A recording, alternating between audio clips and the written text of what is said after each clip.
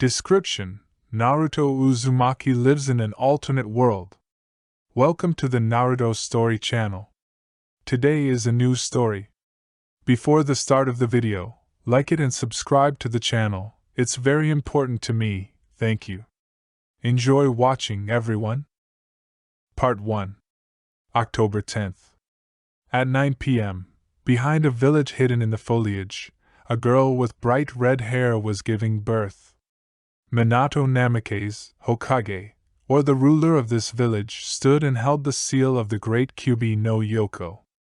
"Push, Kushina!" Bivako shouted at the woman. "Fuck, Bivouac, it hurts me." "Children, let's get this over with quickly," the lying Kushina answered heavily. Minato looked at this picture and let out a small laugh. Kushina looked at Konoha's yellow lightning bolt, which made the man hurry to shut up. No wonder the red-haired woman was nicknamed Bloody Habanero. "There is another one, Kushina," Bivako said, handing the children over to their father. In an hour. "That's it, Kushina, as they say, -3. The woman who delivered the baby said with a slight smile. No sooner had the woman moved away from the woman in labor than he appeared, a man in an orange spiral mask. The masochist grabbed the firstborn, who turned out to be the newly named Naruto, and threw him so that when the baby fell, he was pierced by kunai. Wait, calm down," Yellow Lightning said nervously. "I'm calm, but you're not, Minato," the opponent said with a light laugh. Minato took advantage of the moment and took Naruto, later using Shunshin, immediately threw back the diapers with explosive seals, turning to Kushina. The nine-tailed man had already been pulled out of the woman, who immediately began to carry everything. Namikaze returned for Naruto, starting to seal the fox, but then a third Hokage appeared. "Minato, I'm on my own." "You're young and I'm already old," the elderly grandfather said, stopping the lightning. As he folded the seals, he smiled for the last time in his life. Shinigami, the god of death, soon appears. The fox himself separates, and the entire chakra penetrates Naruto. His hair has changed color from light brown to rich black, his right eye has turned red, his left one dark purple. Minato was scared, quickly folded the seals, teleported to the orphanage, leaving the changed child there, and then disappeared. Part 2. The orphanage teacher opened the door a little and, taking the child in her arms, saw the seal of the octograms, immediately realizing that this boy was a Jinchuriki. Time skip, 2 years have passed. Naruto Uzumaki was already 2 years old, by which time he could already talk, run, read and write. The boy left the orphanage after seeing the Hokage's house, where his parents were having fun with Menma and Hatsuki. The boy sighed and walked on, but did not notice that a clearly not sober Chunin came around the corner. No. The little boy chattered softly, trying to get out of his seat, but it felt like someone was holding him. Chunin grabbed him by the leg, approaching the boy. The demon, "Hick! I will destroy. Ick you!" Chunin hissed and, going up to the young man, took a kunai from under the bag, piercing the Jinchuriki. Naruto fell half dead, kunai got into the intestines. Chunin, realizing what had happened, ran away. Where am I?"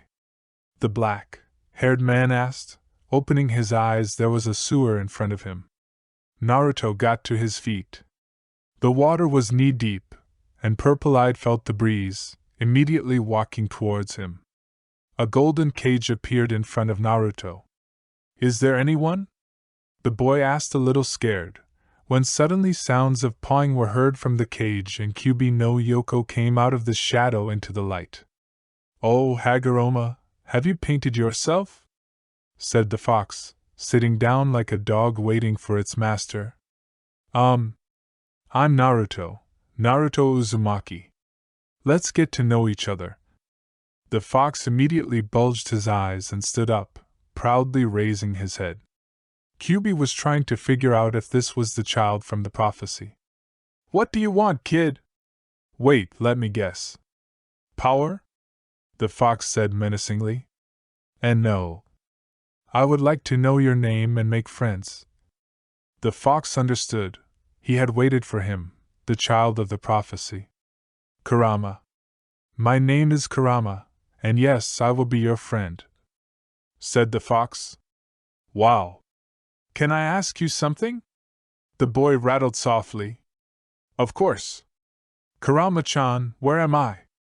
The boy began to inspect the room. You're in your subconscious. You were beaten up by that moron. The scoundrels! The fox growled, turning her head to the side. Part 3. Kurama wondered why the boy wasn't afraid of her. But we need to continue the conversation with the child. And Kurama, how do I get out of here? I want to read. Naruto beat the red-haired girl to it.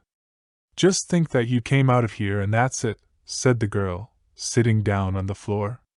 Naruto did as Aunt Kurama ordered, and indeed, darkness gathered before his eyes. The boy found himself on the same street and remembered about the apartment. Damn, and the apartment? We have to run while the Hokage is still there. Naruto took off and here he is near the Hokage building. He ran into the office. Namiké's heart skipped a beat from surprise. He wanted to start shouting at the one who broke in so tactlessly, but when he saw who was standing in front of him, he immediately became sad. Hokage-sama, where are my apartment keys? The boy said with some dislike. Oh yes. Here you go. The yellow lightning of Konoha rattled and handed the boy a key with an address on the back of it. Part 4.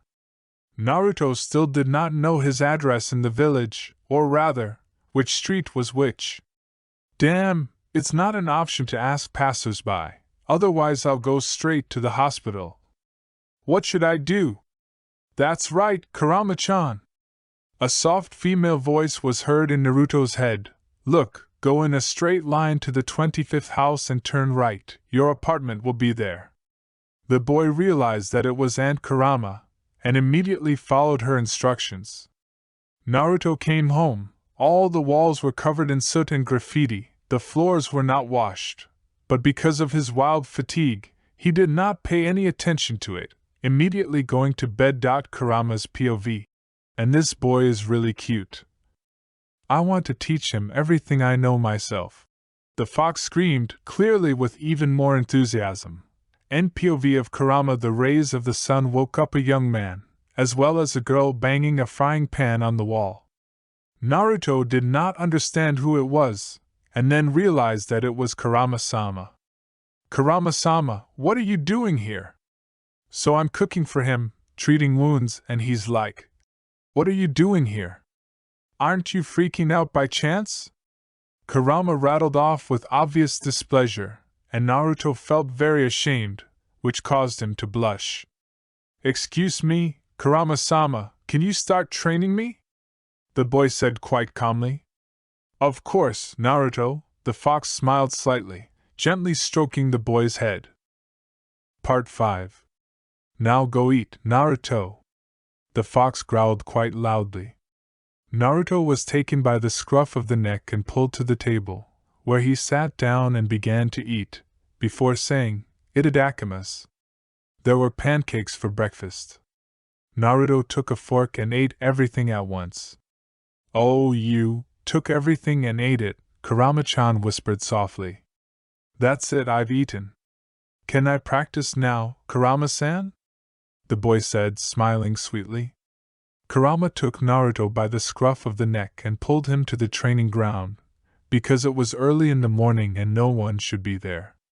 And so, they are at the training ground. So, you have a kunai, right? Kurama asked. No, Kurama. Kurama became a little annoyed. With the help of the chakra, the girl created a kunai and handed it to the boy, began training in throwing kunai. An hour later, Naruto was throwing kunai no worse than Itachi-san. Hooray, hooray! Thank you, Kurama-sama, you are the best! The boy shouted, and then he turned up at home. Kurama disappeared into an orange haze, and in its place lay a scroll with techniques and how to awaken the center of the chakra. So chakra. We need to wake her up soon. After his own words, the boy, sitting in the lotus position, tried to feel the center of the chakra. And so, a few minutes later, he felt her. A voice came from inside my head. Naruto, you're a genius, Kurama said. I know, Kuramachka. Kurama blushed and was indignant. And why am I a Kuramachka?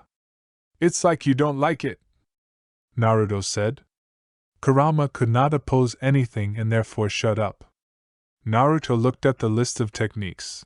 He chose the henge technique. After 5 minutes, he studied not only the henge, but also the entire list of techniques: substitution, henge, shadow cloning, illusory clones. There were still papers conducting the chakra. Naruto decided not to hesitate and find out his element. He held the pieces of paper between his fingers. The first split into 2 parts, the second caught fire, the third got wet, the fourth piece of paper crumpled, and then covered with earth. The fifth piece of paper turned blood red, and then covered with gold. So, what kind of kick-ass do I have with the elements? No, well, I have wind, fire, lightning, earth, and water. And 2 of them are completely incomprehensible. Naruto muttered when he saw the results. Naruto! Kurama shouted, getting out of the seal. You have 5 elements and 2 genomes, blood and gold, the girl continued calmly. Wow! It means I'm cool, the boy squeaked. Kurama disappeared into the haze, and in its place lay a scroll with elemental techniques. Naruto opened the scroll and was amazed at the number of techniques. The boy went out to the training ground and began studying fire techniques. An hour later, everything was done. After another 2 or 3 hours, the techniques of all the main elements were studied, and so Naruto begins to genomes. The blood genome was difficult to come by. 7 hours pass and Naruto has fully learned the techniques of blood, and these are bloody needles, a bloody clone, he lasts longer than usual in a fight, and takes less chakra. Naruto! That's it, let's go home. It's already night, and tomorrow you have to go to the academy. Naruto went home and went to bed without having dinner. Tomorrow is a hard day, or not so much. Kurama spent the whole night expanding the chakra canals, increasing the chakras of different clans that Naruto already had. 5:00. Naruto, get up! The 9-tailed fox screamed. Naruto opened his eyes a little and got out of bed, went to the bathroom, where he was surprised. His hair was white, the same as the skin. Kurama, what the hell? Naruto shouted. Kurama ran into the bathroom, saying, Oh, that's right. You have a bunch of Otsutsuki chakras, and I increased the number of their genes. Kurama said quietly and, taking Naruto by the scruff of the neck, pulled him into the kitchen, sat him down at the table and gave him scrambled eggs. Naruto ate his food and ran to the academy. The guy ran into the classroom exactly 1 minute before the start of the lesson. Uzumaki sat down at his desk and waited for the lesson to begin. Then the door opened and Irika came out. I'm your teacher. Now go to the ball and pour in the chakra. Naruto was interested in this idea, but the guy wasn't following anyone. Naruto, Irika said with hatred. Naruto walked up to the ball and it turned dark red. Naruto was surprised and went to the place. So now the A class is Naruto, Menma, Naruko, Kiba, Hinata, Sakura, Shino, etc. The A class was left alone in the classroom, and Irika called everyone to introduce themselves. Everyone who introduced themselves said they hated the demon. Naruto went to the blackboard. Naruto Uzumaki Otsutsuki, you don't need to know the rest. Naruto was already heading to his seat when Menma shouted. Demon, what are you pretending to be? You're not capable of anything, but you're pretending to be omnipotent. Menma screamed shrilly. Naruto folded one seal and whispered, bloody chains of torment. Menma laughed, but he was grabbed by the shackles of meat and blood, rubbing his skin until it bled. Naruto released Menma and sat back down. The guy was immediately taken to the infirmary. Everyone, go home, said Iruka, and Naruto disappeared into a funnel of water and immediately fell asleep as soon as he lay down on the bed. Kurama sincerely did not understand where this technique came from.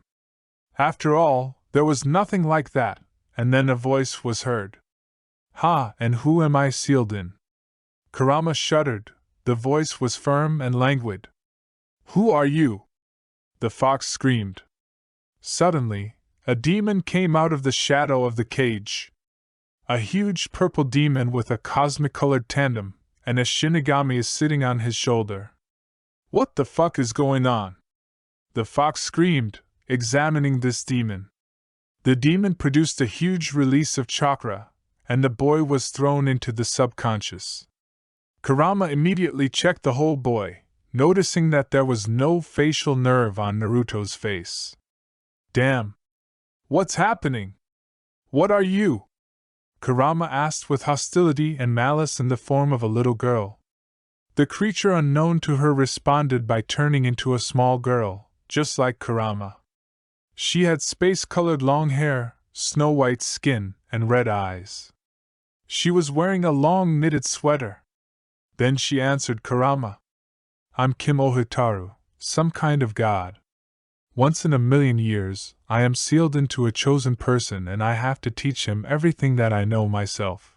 And with that release of the chakra, I gave him a special dojutsu and passed on the techniques that I know. Kurama looked at Kim in disbelief.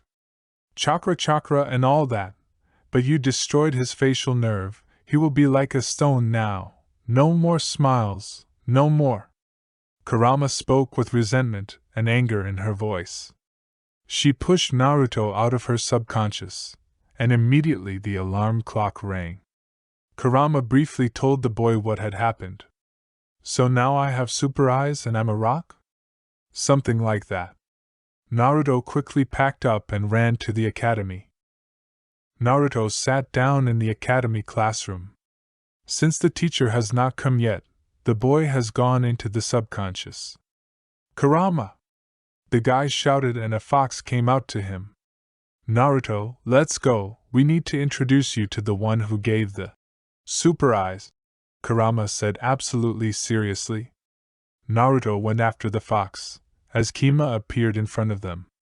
A thought flashed through Naruto's mind. If this continues, then I will assemble a fucking harem. And who are you? The slightly surprised guy asked. I'm Kim Ohitaru, but for friends I'm just Kia, Kim said sweetly and with some joy. Naruto looked at Ohitaru with absolutely no emotion. Nice to meet you, I'm Naruto Otsutsuki.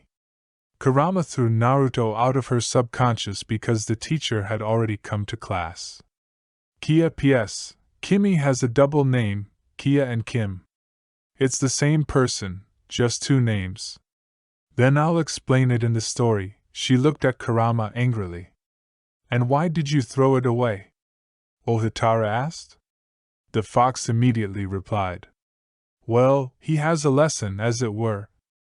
Ohitaru laughed and said, I'm sorry, I didn't know, Kia said with a gambling smile.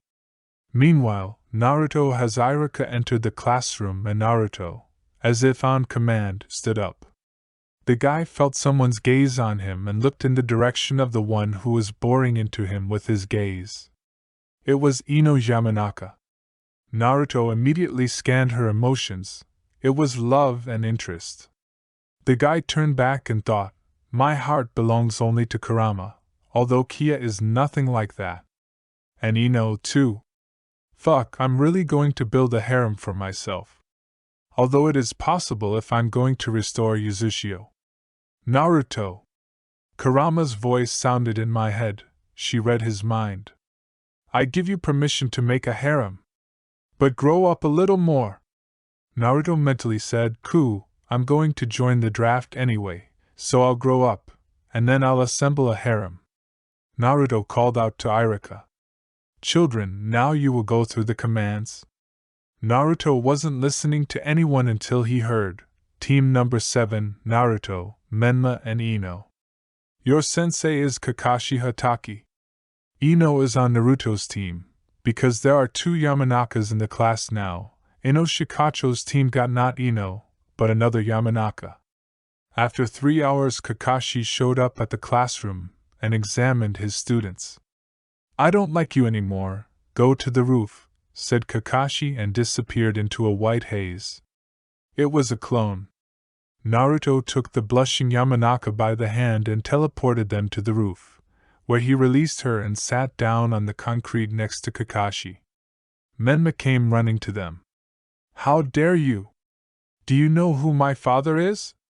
He'll crush you to a pulp. Menma shouted. Naruto just looked at Menma indifferently. Deciding to annoy him, the guy put his arm around Ino's waist. Ino was like a ripe tomato, even though Naruto did it to annoy Menma, but he liked hugging Ino. Menma couldn't stand it. How dare you hug her? I'm going to marry her when I'm 16, Menma shouted. It was true, because Ino was given for Menma in order to strengthen the relationship between the 2 strong clans. The girl began to cry and pressed herself into Naruto. Kakashi just watched this performance, and when Ino calmed down a little, Kakashi continued, Let's get acquainted, I'll start. My name is Kakashi Hatake. I am 23 years old. What I love and do not love does not concern you, my goal and dream too. Now you. Kakashi pointed a finger in the direction of Menma. I am Menma Namikaze, I am 8 years old, I love Ino and my father, I hate the demon. The goal is to kill a demon, and the dream is to marry Ino. Kakashi pointed a finger at Ino. I am Ino Yamanaka, I am also 8 years old, I love, a noticeable glance at Naruto, I do not like Menma. The goal is not to marry Menma, but the dream is to become the strongest kunoichi. Kakashi poked at Naruto, but almost lost a finger. I am Naruto Otsutsuki, I am 8 years old, I love one kunoichi, I hate arrogant turkeys. The goal is to restore Yuzushio. The dream is to become the strongest shinobi in the world. Kakashi said, Tomorrow at 9 a.m. your first mission will be at the 303 training ground. We're going to dig a vegetable garden, Kakashi said. Hatake already understood who had what powers and who would act how, so he decided not to conduct a teamwork exam. Kakashi disappeared into Shunshin.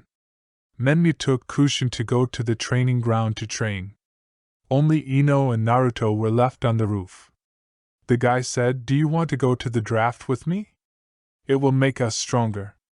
Ino's eyes lit up and she screamed, Of course I want to.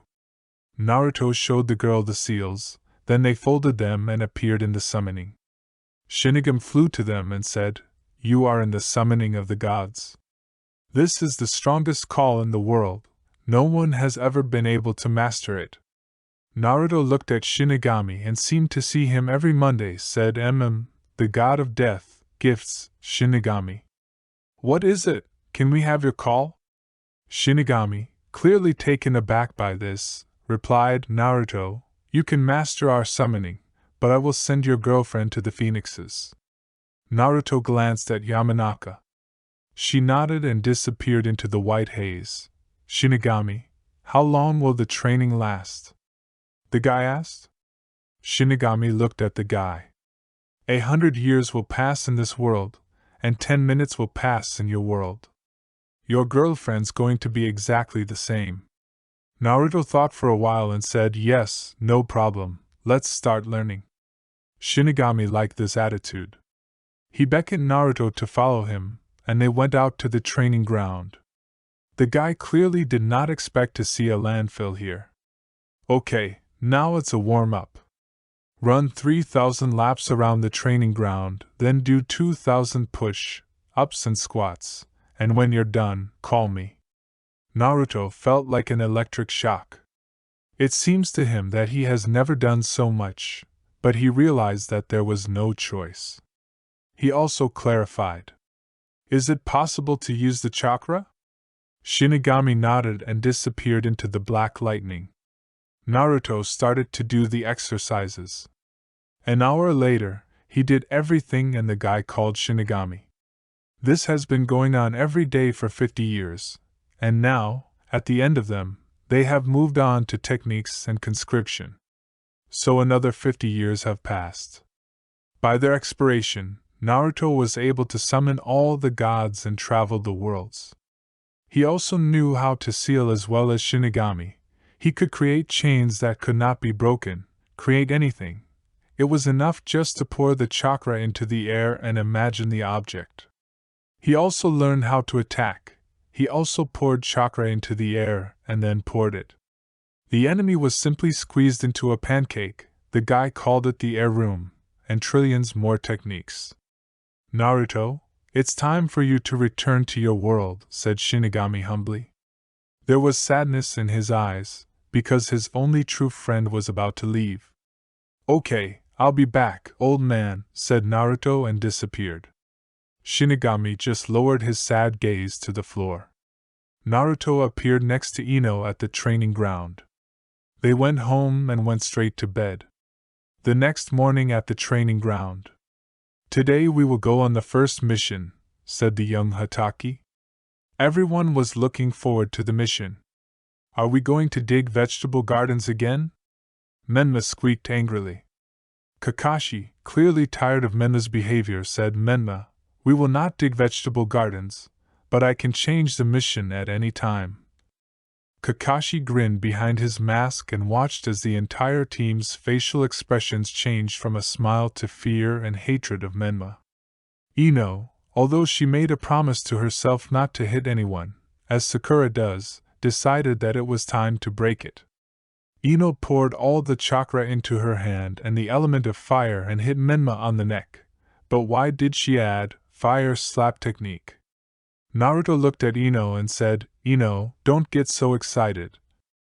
Ino turned around and already swung at Naruto. Ino-chan, please don't hit me, Naruto said and covered his head with his hand. Ino thought about it and took her hand away, and Kakashi looked at the whole scene and said, pack your things and go to the Hokage. I'll meet you at 1 o'clock in the afternoon. Naruto went home. The guy walked through the streets of Konoha, realizing that there was a lot of time, decided that if there was no food at home, then he needed to go to the store. Kurama's gentle voice sounded in my head. Are you tired of just eating ramen? Kurama asked in a mischievous tone, grinning. Naruto answered her. Of course, I'm tired of it. I've been eating only ramen in my subconscious for all these 100 years. Naruto said in a languid voice and went into the store. Bypassing the cash register, the guy went to the shelves with tofu. Damn, I forgot the basket, Naruto thought and followed her. Taking the basket, he went back to the shelf, where he put packages of tofu in the basket, then went to the vegetables and fruits. Bypassing people, the guy approached the tomatoes. He tore off the bag and put 7 large tomatoes, tying the bag at the same time. Tearing off another one, Naruto took lettuce, cucumbers, radishes, and broccoli. The basket is noticeably heavier, but not for Naruto. The guy went to the meat, where he took a chicken breast, then went to the rice and there took 5 bags of stew and peas, then went to the cashier. Standing in line, he looked 20 years old. Now it was his turn. He put everything on the tape and, having paid, went home. Entering his house, he summoned Kurama from the press. Kuramachka, prepare some food, please, Naruto said, hugging Kurama's waist. Kurama blushed and said, Baka! I'll cook. Kurama said with an embarrassed smile. The girl began to cook, and Naruto sat down at the table and watched as Kurama waved his tail and ears while cooking. Description of Kurama: red hair, foxtail and ears. She herself is a person with pale skin and red eyes, dressed in a national kimono. Naruto wondered how soft the fox's ears were. He got up, walked over and just started groping them. Kurama shuddered and screamed, "Pervert!" Kurama shouted, running away from Naruto. "I'm sorry, I didn't know." Kurama looked at Naruto resentfully and hit him with a ladle. He just rubbed the place where he had been hit and sat back down. 5 minutes later, everything was ready, and the girl put her creation on the table. It was a chicken breast baked with tomato, vinegar, and lemon. There were onigiri on the sides. Naruto licked his lips and started eating. The guy ate and ate until he ate everything. For Naruto, the food was very tasty. "Well, how is it?" the girl asked, hiding the ladle behind her back. Naruto decided to confess. "Yummy!" Naruto said and ran into the room to get dressed and get ready. Kurama made Naruto more onigiri and put them on the table for the guy to take and then have a snack. Naruto, standing near the open closet, froze and realized that he did not know what to wear at all. A girl used to live in this house, and her things were left in the closet. Naruto had nothing to do. He sorted them out and realized that it was time to call Kurama to pick something up. Kurama, realizing that something was wrong, went in and saw Naruto sitting in front of things. The girl laughed and went up to him, asked, "Can I help you, aesthetic girl, are you mine?" Smiling and laughing, the girl asked. When she saw the nod, she continued, "Naruto, you know how to create things." Naruto was struck by lightning. "That's right. I'll think of something now." He walked up to Kurama and kissed her on the forehead. The girl became embarrassed and disappeared into his seal, and Naruto began to create things. He created a maroon raincoat, a mesh t-shirt, like Kurenai's dark blue jeans. After getting dressed and sealing everything in the scrolls that he sealed on his right wrist, he ran out of the room, put on his sneakers in a hurry, and ran. He ran through the streets and reached the Hokage residence a second before Kakashi appeared. Naruto, exhaling with a calm soul, went into the office.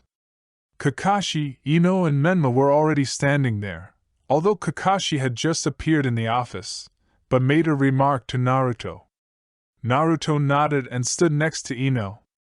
The fourth Hokage, glaring at the head of the team, said, "The customer is coming now. You must escort him to the village hidden in the rain."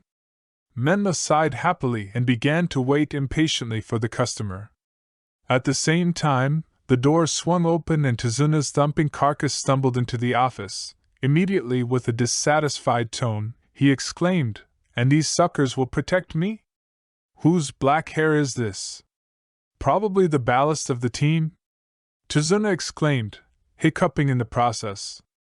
Speaking about the black-haired boy, he was talking about our Naruto, because he pointed a finger at him. Tazuna, sincerely thinking that it was a girl, burst out laughing. In fact, Naruto was easy enough to confuse with a girl. His long silky hair was clearly hinted at. Flashback: one morning Naruto got up and went to the bathroom, because today was a day off and there was a lot of time, although he would not have said so. After all, training is waiting for him. Approaching the door, the guy let the girls out of print and asked them to cook something to eat. Kurama sent Ohitara shopping, and she began to clean up. Naruto's due to the fact that he was in the Shinigami draft and studied special regeneration there. All his cells were recovering at a rate that even Rikudo would envy. Anyway, he let his hair down. They were long, and after studying regeneration, even if he wants to remove them very much, he will not be able to, because of that very regeneration it does not allow to make changes to the body, such as damage to improve. By the type of biceps swing, regeneration is clear that it does not work. Ahem, back to Naruto. He looked at his hair. They were immaculately gorgeous, but he realized that it would be very easy to confuse him with a girl, and so he tried to cut them off, but it was completely unsuccessful. "I'm Rapunzel now," Naruto whispered softly. "And after checking this, I bought more shampoos, just in case, And flashback, Naruto released a little of Ohataru's chakra, so that only Tazuna would feel it. He sobered up immediately and was pinned against the wall. His eyes widened and his breathing became labored. Naruto, realizing that he might suffocate, removed the key, and they went to the gate. While escorting Tazuna, after they left Konoha, Naruto noticed a white rabbit, but now it was the height of spring. He threw a kunai at the rabbit and Menma screamed, "What are you doing? Are you a demon at all?" Menma shouted and ran to the rabbit. How did he turn into a buxom albino beauty with blood-red eyes? She immediately let go of the chains and they headed for Naruto. He just crouched down, and the chains slipped under his feet. The guy used a substitution technique, turned out to be behind the attacker's back and presented his hand to the neck. The girl was about to laugh when a Shinigami Tanto formed in the boy's hand. She didn't notice Tanto, bit him and disappeared into the Shinigami's stomach. Naruto was exhausted by Tanto's summoning. After all, the chakra materialized an object from another dimension and now, the chakra was exhausted. Kurama couldn't give much chakra, because then Naruto's eyes would turn scarlet. The girl gave quite a drop of chakra. Ohataru certainly does not give anyone a chakra, because they can go crazy, and the Shinigami chakra is deadly, so all hope is for Kurama. Naruto created a clone from Kurama's chakra and sent it to another dimension to restore the chakra, and 3 more to sleep. Naruto has just realized that he has shown too many abilities and the hunt may open for him. POV Chipmunk, Miran! The man exclaimed, and a chipmunk ran over to him, turning into an albino man with purple eyes. He bent down and got down on one knee. Your task with the hare is to observe Naruto and find out his abilities. The albino disappeared, and the hare and I went to watch him. Flashback? Another failed experiment on humans and animals. Orochimaru was rushing around the laboratory. He created more and more monsters. It turned out that a person can turn into an animal. They were albino twins who turned into chipmunks. The elder and the younger, they didn't remember anything and were insensitive. But Orochimaru didn't need anything else. And flashback, a chipmunk sitting in a tree ran away and headed towards Orochimaru. And the team continued to move. Kakashi walked along with everyone. He reflected on what had just happened, but problems plagued the team. They came to the lake and the fog rose. Naruto felt that there was a pause and noticeably tensed up, because the chakra was running out, but there was nothing to do. Get down! Naruto shouted. Everyone lay down. Then a decapitator flew over them. Naruto stood up and realized that the chakra was clearly not enough, but a fight was inevitable. Zabuza laughed. Oh, who do I see? Kakashi Hatake copying ninja and a bunch of genins, including Hokage's son. It's going to be fun. Kids, if you give me the bridge builder, I won't kill you. Momochi shouted with a predatory smile. Kakashi was immediately caught in a water prison. Bitch, Naruto thought to himself and created a clone. It was a blow to the chakra. He dispelled the clones that were hoarding it, but it didn't add much chakra. Naruto's clone disappeared and appeared behind the fence, trying to kill Kunai. Naruto clearly lacked experience in battle. Zabuza scattered the clone, and while he was distracted, Naruto threw a fireball at him. The chakra is almost running out, but Kakashi got free and immediately fell into the same trap again. One more fireball, and the chakra is over. In Naruto's subconscious, Ohataru, give me the chakra. I know the consequences. Ohataru sighed heavily and gave 1/4 drop of chakra. Naruto overflowed his chakra and he returned. Kakashi, Menma, and Ino guarded Tazuna.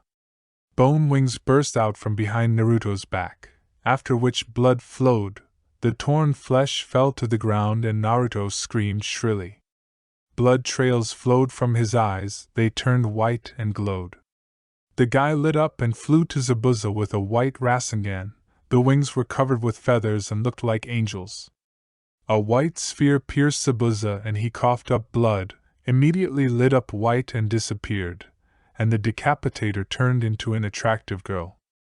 And she was sucked into Naruto's seal, and our hero himself lost consciousness. The eyes became normal, the wings disappeared, and Kurama began to treat the huge wound on the boy's back. He appeared in the subconscious, and the boy began a conversation with Ohitaru. Did I die? Ohitaru sighed, stretched out a long pause, took the smile off her face, said Naruto. Congratulations, you're not dead. Naruto had already resigned himself, when Ohitaru screamed that he was alive. Kia! Don't do that anymore, Naruto said with a tremor in his voice. Kim was already startled. Naruto was about to come out of his subconscious when Kurama screamed, Well, wait! If you get out, you'll die! The girl screamed loudly. The guy stopped and remembered about the decapitator, who turned into a girl. Latur stood in front of Naruto. Description of the decapitator: black hair, blue eyes, dressed in a traditional kimono. She is 189 centimeters tall and slender. Kurama turned red like a tomato, and a wave of strong ki departed from the queue. The girls shouted together, Naruto! What the hell? A ladle materialized in Kurama's hand, and Kia had a frying pan.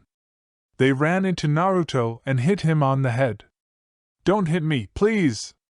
Naruto shouted, and the girls had their weapons gone. The girl still decided to introduce herself. I'm Micah the Decapitator, and this man killed the man I was being held hostage by. And in gratitude I will serve him as a servant and a combat weapon.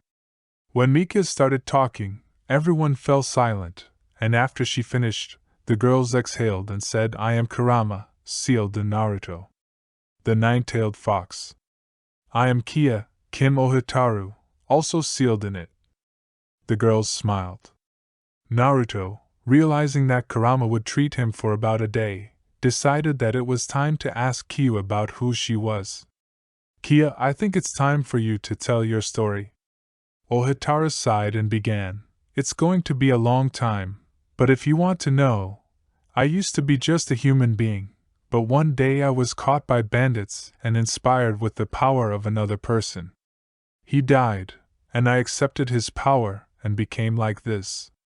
Because I didn't know how to use the new power, I was taken into slavery.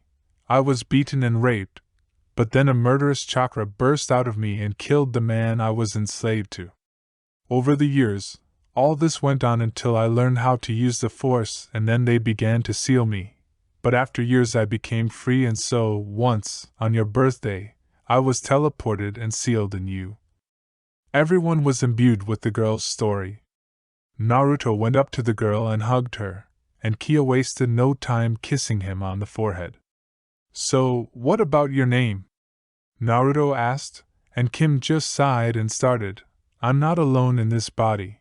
At that moment everyone was horrified, but Ohitaru continued, because of all the darkness that happened to me, a second me was born in me, which is called Kima, and I'm Kia. A dark essence broke out of Ki and turned into its copy, only with black hair and beginnings.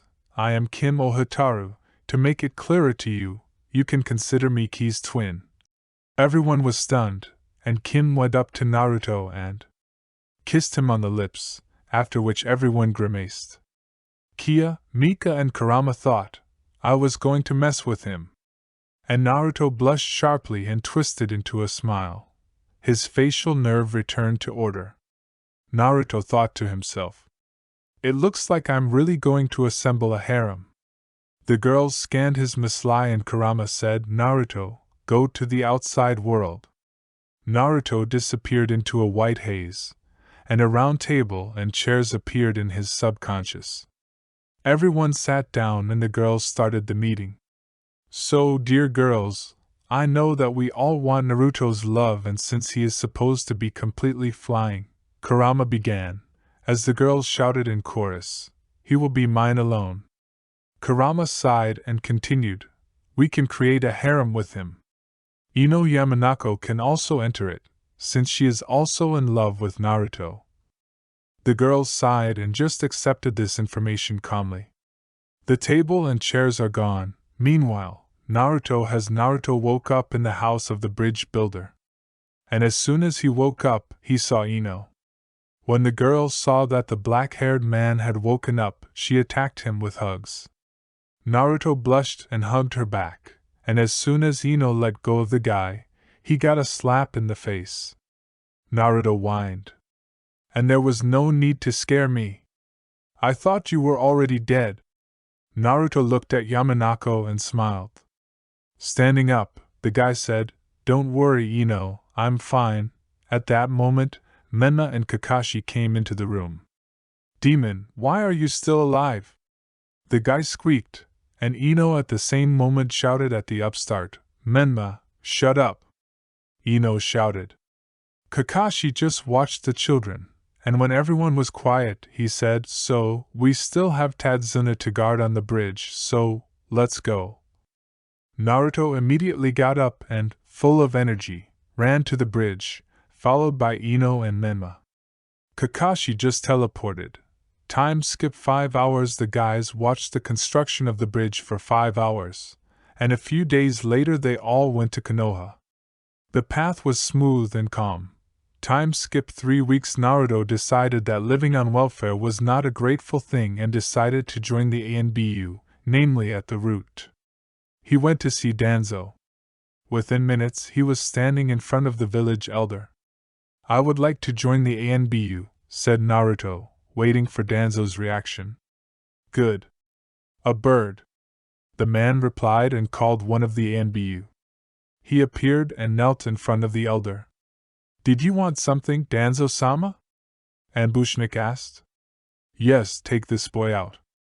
Give him a weapon, a mask and a uniform and get a tattoo. Danzo said and Naruto teleported with the bird.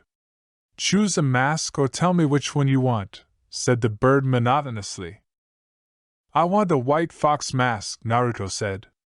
Inbu approached the blacksmith and whispered something. Bird gestured to choose a weapon. Naruto looked at the assortment and said, I can handle kunai, and Bushnik and the blacksmith looked at the guy in surprise. The bird said, well, if you're sure then fine. Come back tomorrow. Time skip 5 months. Naruto was already the captain of the ANBU, and in the world he became famous as the White Fox of Konoha. In this short period of time, he has already killed more than 1 million criminals. Since there was a lot of money, the guy decided it was time to buy a new house. Walking through the streets of Konoha, he saw a huge mansion that was on sale. Strangely, not for a lot of money. He approached the seller and decided to ask. I want to buy this house, but could you tell me why the price is so low? Naruto asked, looking at a 3-story mansion with a backyard and its own training ground. The seller replied, He's cursed, that's why the price is lower. The man said, thinking that the buyer would leave immediately. Cursed? Ha ha ha, yes, I'll banish all the nonsense. The black-haired man thought, handing the seller the money. The man disappeared into the crowd. Naruto, entering the house, saw the devastation. There were cobwebs everywhere. He thought that there would be a long cleaning, as the doors slammed shut, and Naruto released Ki. A dragon appeared before him. Feeling Ki, he turned into a cute girl with azure hair and olive eyes with a vertical pupil. She was wearing a traditional kimono and immediately she shouted, I'm a miner! The dragon that is cursed to guard this house. I'm running it! Minora shouted. Looking at Naruto, he just sighed and began to whisper something, as the dark chakra began to come out of the girl. She got divorced immediately, and Minora felt relieved and said, You set me free! Thank you, now I will serve you faithfully! The girl shouted, entering Naruto's subconscious. And what was that? Naruto asked himself, But realizing that the web itself would not disappear, he called everyone from his subconscious. Kurama was clearly unhappy, as were the others. "And why did you summon us?" Kim shouted, looking at the guy. I wanted to ask you to help with the cleaning," said Naruto. As the girls understood, this applies to everyone. Naruto motioned for the dragon to follow him, and she followed him into the kitchen. "Minora, fix the floors, you run the house," Naruto said. The girl just nodded and began to pour the chakra into the floor, after which it immediately became normal. An hour later everything was ready. Even the wallpaper was glued. The female squad fell to the floor, and Naruto started a conversation. "Now choose a room and let's go to the furniture store." The girls went to occupy the rooms. A day later everything was finally ready. Now, all the girls from Naruto's subconscious lived in this house and did not particularly appear in the boys' subconscious. Time skip 5 years. Naruto is already 18 years old, and he realized that serving in the ANBU is no longer a pleasure. He decided it was time to restore Uzushio. To do this, he went in search of scrolls and information about the village. To begin with, he decided to break into Konoha's main data warehouse. After bypassing the Hokage building, he entered through one of the windows. It was a corridor. From there, through ventilation, he penetrated to the data warehouse. After finding a shelf with data about Uzushio, the guy saw. In the archive, he saw the terrible details of the destruction of Uzushio. The village was in league with all the other villages. But one day only 5 Kages came to the meeting to discuss the village of Uzushio. The dialogue, oddly enough, was started by Kazekage. "I think Uzushio should be destroyed," Kei loudly declared, and soon continued his speech. "They are too dangerous. One day they can attack us, and we have to catch them off guard. We will make the first move and we will kill them first." Kazekage was making his speech louder and louder. The other Kage just nodded. Soon a hidden alliance was organized, and the next day, blood was shed, and not only Uzumaki. Everyone was at the front. Men and women, children, and Kushina were evacuated. Kushina watched over them while their relatives killed and died. When Uzushio's loss was obvious, they disappeared and appeared near Kushina. The Uzumaki, but dispersed to the villages, and Kushina was left alone. She didn't want to join any of the villages. One terrible day, when Kushina was eating berries, someone grabbed her. The girl fell unconscious, and when she woke up she woke up in a dark basement. It was damp, and there was only one yellow flashing light from the lighting. Kushina was tied with a tight rope, and because of this, her legs were numb. Suddenly, a wooden, flimsy door opened with a bang and a man entered the basement, and in his hands he had seals and a whip. He approached Kushina, beginning a long monologue. "Do you hear, you Uzushiv creature? You will be in Konoha, and if you don't serve us, you will die, understand?" The man asked and spoke in a raised tone. Kushina tried to break free, to break the rope, but someone pulled her chakra.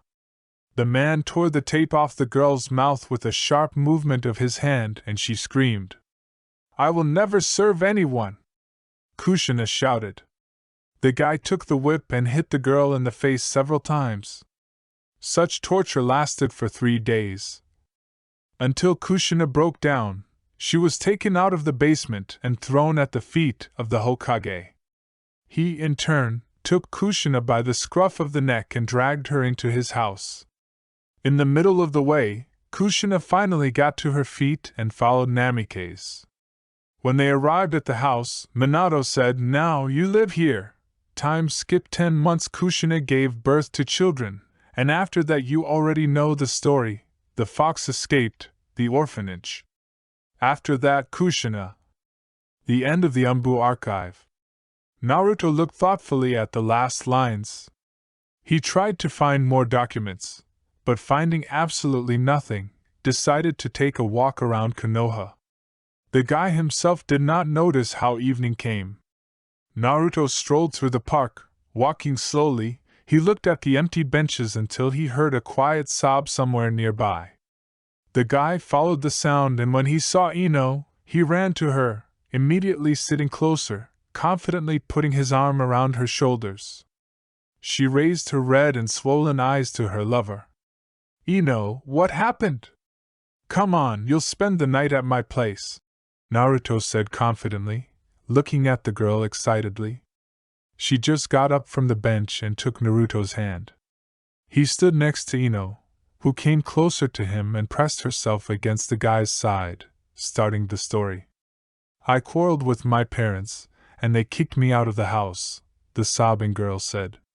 She was so tired of crying that she almost fell off her feet. Naruto picked up the girl in his arms and carried her into the house, and she just quietly fell asleep in the strong arms of the GUY.AT home. Naruto's harem had accumulated near the guy. Everyone was staring at the girl in Naruto's arms. "I'll explain everything. She will spend the night with us," Naruto said, going up to the second floor and laying the girl on a snow-white bed. After that, the guy immediately passed on the memories of what happened to the girls. The next day, when Yamanaka woke up, she didn't even remember what happened yesterday, again and again. Where am I?" the girl asked herself excitedly. Getting out of bed, she looked at the walls, with their delicate green wallpaper. Straining his head, Ino tried hard to remember what had happened. The girl shuddered. She remembered everything and was about to cry when she realized that the girl was now in her lover's house. Suddenly, the door opened abruptly and entered the room. Minora entered it. After looking at the blue-eyed woman, Minora walked up to her and sat down next to her, putting her hand on her shoulder, closing the door with the help of technology, and starting a conversation. "Ino, there are 5 girls here, counting me and not counting you. We're all in love with Naruto, just like you. He wants to restore Uzushio, which means that he will need a harem," Minora said, starting to drill Ino with her eyes. The girl's eyes widened. She stared at Minora and after a few minutes answered, "Oh, okay, I agree. But first of all, how do you know my name, and secondly, what is the name of you and the rest of the harem?" Hesitating, Yamanaka asked questions. "I'm a minor. And yes, I can read thoughts and emotions," said Minora, scratching her head and opening the door. Using the same technique, fixing an olive gaze on Yamanaka, she continued to speak. "In general, you can call Kurama, she will give you clothes. Oh, by the way, here she is," the azure-haired woman said, looking at the girl in the doorway. Kurama looked into the room and entered it without even saying anything. She realized that they wanted something from her. After giving the kimono, she left, and Ino, the blonde-haired girl, only took a kimono, and with a boring look made it clear to Minora that it was time to leave the room. Although with displeasure, the azure-haired girl left the room. Ino changed her clothes and left the room, assuming that she was downstairs. She went downstairs, immediately smelling something delicious. Starting to follow the smell, the girl saw the kitchen. There was a chicken behind the stove. She was making pancakes. And the rest of the residents of the house were sitting at the table. Upon seeing the girl, everyone nodded their heads in greeting. Ino walked over to the table and sat down next to Mika. Kurama, seeing the girl, began to lay out pancakes. There were 3 pancakes on the plates, and a small piece of butter on top. The pancakes themselves were covered with maple syrup. Minora, using the same technique as closing the door, placed the plates on the table, and Kurama put the cutlery on the table. When the food and utensils were on the table, Kurama sat down at the table. Everyone sitting at the table shouted before the meal, "Anajish Kuraimas." After this shout, everyone started eating, and literally 10 minutes later, the plates were empty. Naruto decided that today it was possible to go to the ruins of his native village.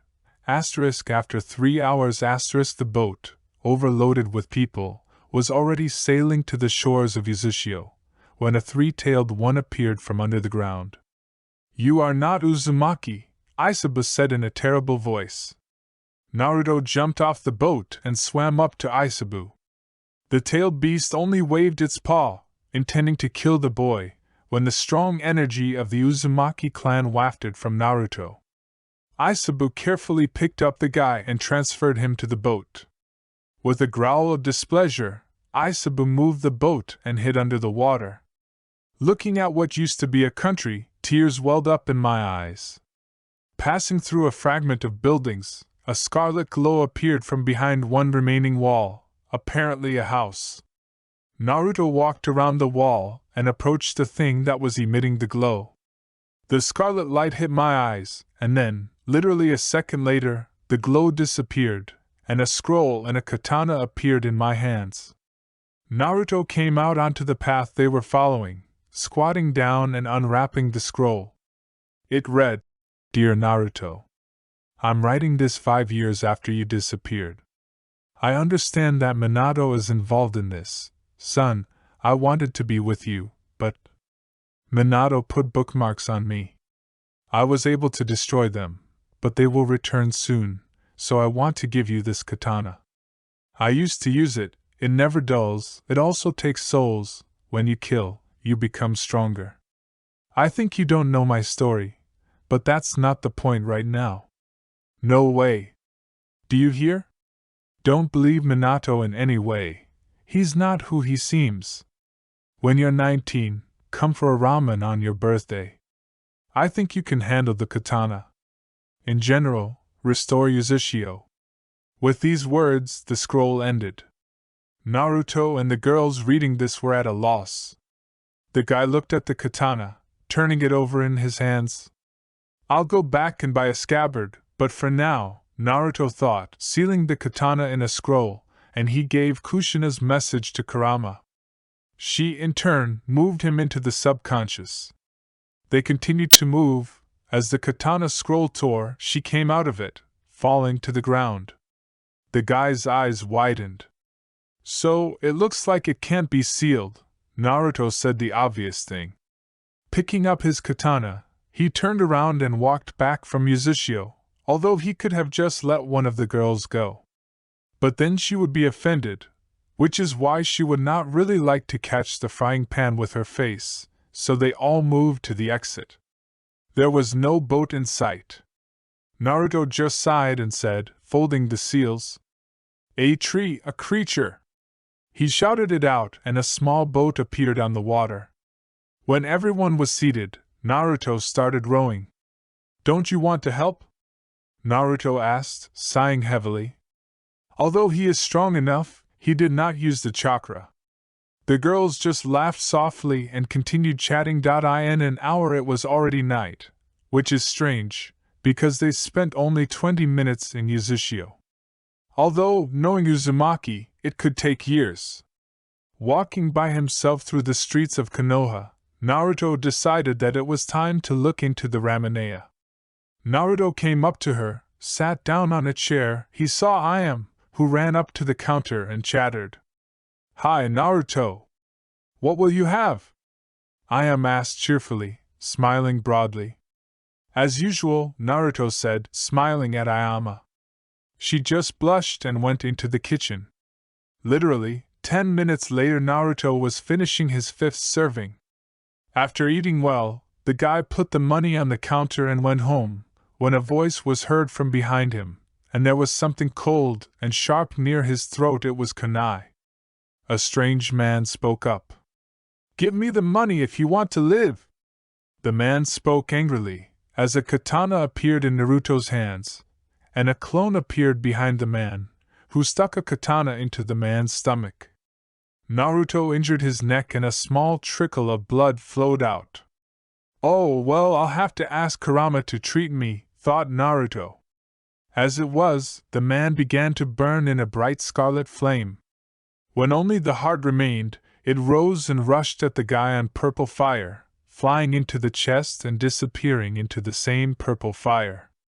Naruto, feeling a surge of strength, dispelled the clone and using Shunshin, appeared at home.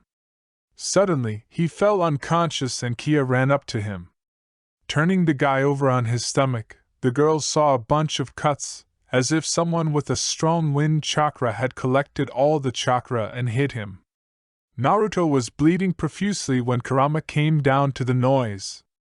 "Oh my God!" Kurama shouted when she saw Naruto. She ran up to the guy and took him on her shoulders. Kurama mentally told Kia to call everyone who knows how to heal, and she would take Naruto to his room for now. Kia ran to the others, and Kurama very carefully carried the blonde man. Entering the room, Naruto coughed up blood. Lisa hurriedly put Naruto on the bed and literally a few seconds later Kia, Kim and Ino burst into the room. They ran up to Naruto. Everyone looked at Kurama excitedly. She only made it clear with a glance that he needed to be treated. The girls began to treat the guy and literally 5 minutes later, Naruto woke up. When he saw himself not in the hallway, he was a little surprised, although a little is an understatement. Time skipped 5 months, so today is a celebration. The 10th of October is the day of victory over Kyuubi and the birthday of our beloved, Naruto Uzumaki. The girls were rushing around the kitchen. Someone was frying a pig, someone was cooking a cake and puffs. Everyone had something to do, except Naruto. He was just sitting there thinking about when he could go to the long-awaited meeting with Kushina. "Hey Naruto, you're the birthday boy. Why are you sad? And yes, you can run to Ichiraka. Just don't eat too much," Kurama gave the last instructions. Naruto immediately took off and in a few seconds was behind Ichiraku. 5 minutes later, when Naruto wanted to leave from around the corner, a red-haired girl appeared. When she saw her son, she attacked him. The girl sobbed on the shoulder of her already grown-up child. He just hugged his mother and let out a stingy male tear himself. Kushina pulled away from her son and said, "I'll explain." Narration on behalf of Kushina another day. In Yuzushio, in the midst of the robots, we were attacked. We all rushed into battle, fought tirelessly. I was sent to guard the children in the shelter. The continuous slaughter lasted for 3 more days. Only 2 people returned to the shelter, namely Nagato and Migatori. They took the children and joined the villages, but I was the only one who didn't want to join any of the villages. One day, while I was eating, I was captured. I was tortured for 3 days. They put bookmarks on me and my friend put them on. The conversation was cut off in the middle of a word. Kushina disappeared and a scroll appeared in the place where she stood. It read, narration in the third person. Naruto walked over to the scroll and opened it. Naru-san. It was probably the last day we saw each other. If anyone finds out about this meeting, I will be killed. But I hope they took me away because of the time limit. I am, in fact, a slave in the Hokage's house. I can't write anymore. Thank you, son, thank you for the meeting. Naruto started crying. When one tear fell on the scroll, on the text, it began to glow brightly. The radiance blinded Naruto. Another text appeared, but it was already written in blood. Don't cry, son. I love you, and I don't want you to cry. Don't run after me.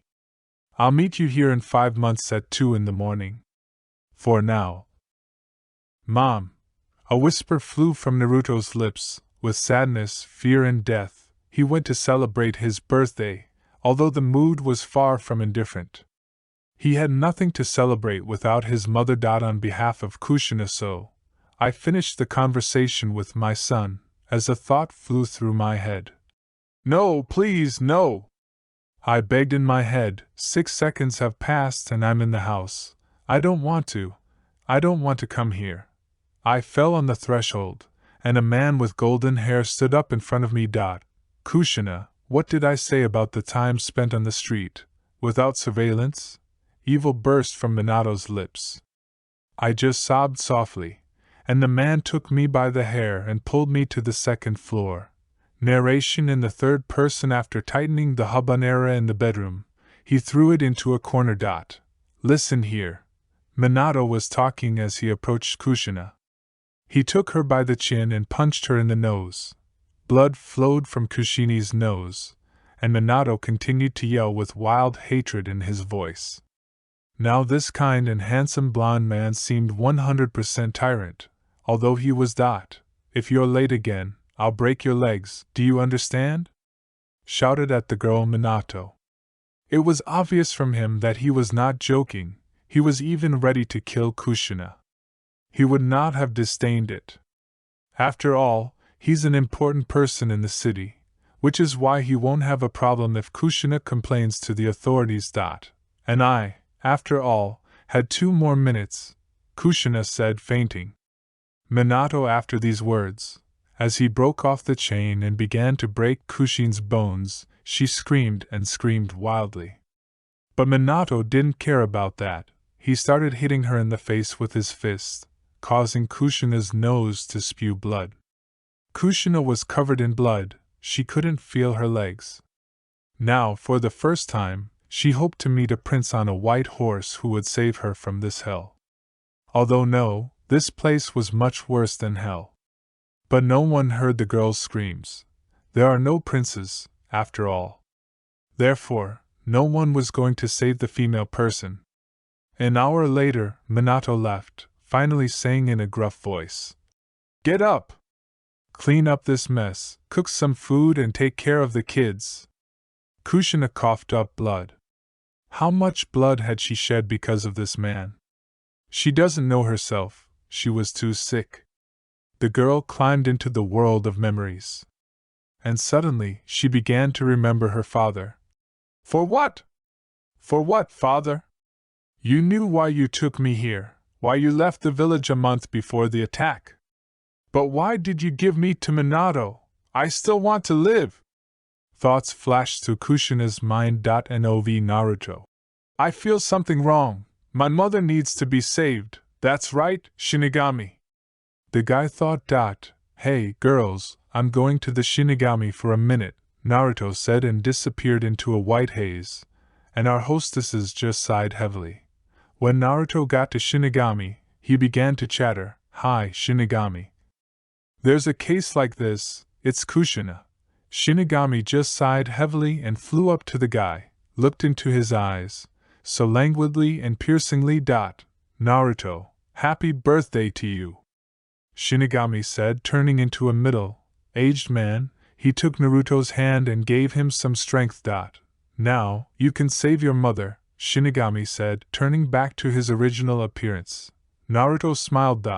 Thank you, Uncle Shinigami. After these words, the blonde man disappeared into the haze. Naruto Uzumaki knew where to look for his mother. Namely, in her house. He entered the house through the window, not through the door, so that no one would notice him and not attract unnecessary attention. When he got into the apartment, Naruto started looking everywhere for Kushina. The search was unsuccessful until he opened the right door, where his birth mother was. And she was in poor condition, to put it mildly, to be more precise. Then she was lying all covered in blood, her bones were broken.